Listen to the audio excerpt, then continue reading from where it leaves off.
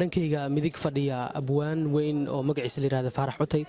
Cutay markii hore ku soo dhaw TV-ga qaranka Djibouti waan dhawahay midnimo caawa sidaan ognahay xagan waxa ka dhici doona xaflad loogu talagalay in lagu soo dhaweeyo safiirka cusub ee dawladda Djibouti u fadhiya wadamada Benelux dareenkaagu siduu yahay maxaad ugu talagashay gaar ahaan adiga maadaama aad tahay nin abwaana wallahi midnimo aad iyo aad baan ugu faraxsanahay inaan ka soo qayb galo xaflad walba horta oo jamhuuriyadda leedahay waan ka qayb galnaa waan ka muuqanaa maadaama uu safiirku yahay safiir waxay ka dhigan tahay waa danjirena waa dad jire waa dal jire kulka inaan joogno qasbayta aad shucuurtuna aad bay u kacsan tahay waxoogaas afarley gaaban waan u soo talagalay oo la yiraahdo soo dhawow siyaadow salaaniyada weeyaane kulka safiirku waa sidaha astaanta waa saaxiibka calanka siiladahan adduunyada markii suuq la wada joogo qaran walba sumad lagu gartaa lagu sifeeyay sidigdiid astaanteed ayaa suran garabkaaye soo dhawow siyaadow salaaniyada weeyaane kulka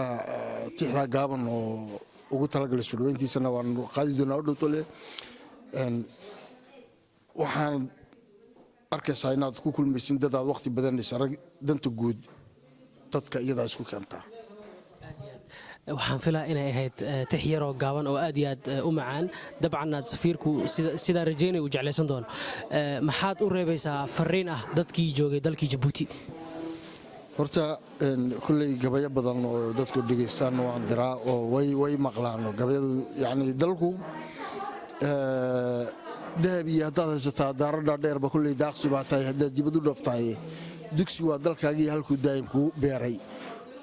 dalkaaga wax dhaaba ma jirto qawgan baad arkaysaa midnimo barafkana dilaya dad badan waxay ku fikiraan inay qurbuhu ka wanaagsan yihiin dhulka hooyo yaa wanaagsan dhulka hooyo yaa wanaagsan ku talinaysaa in dalkii loo noqdo in dalka loo noqdo dadka ka baxayna ay joogaan aad u mahadsantahay abwaan Faarax Cutay